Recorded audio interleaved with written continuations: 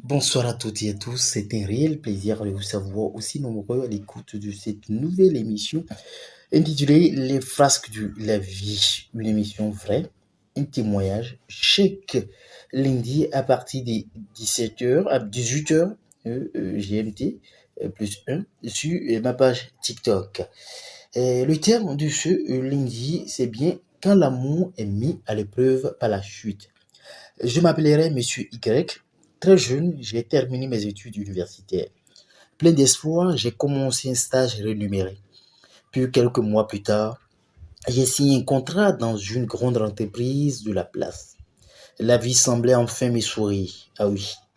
Et c'est à cette période que j'ai rencontré Claire, une jeune fille douce, respectueuse, charmante. Elle était la seule femme que j'ai réellement connue, la seule que j'ai aimée de tout mon cœur. Nous nous fréquentions sérieusement. Nos parents se sont rencontrés. Les fiançailles ont été faites. Nous étions déjà en train de préparer le mariage, convaincus que nous allions fonder une belle famille, puis la vie a décidé de me tester. Un jour, au travail, je me suis retrouvé mêlé à une fausse accusation. J'étais comptable, rigoureux, sérieux, transparent. L'affaire a failli m'envoyer derrière les barreaux. Par la grâce de Dieu et grâce aux épreuves de mon innocence, j'ai été blanchi. Mais le mal était fait. J'ai perdu mon emploi. Je suis alors entré dans une période difficile. Recherche d'emploi, stress, honte silencieuse, remise en question. C'est là que j'ai commencé à remarquer un changement chez Claire.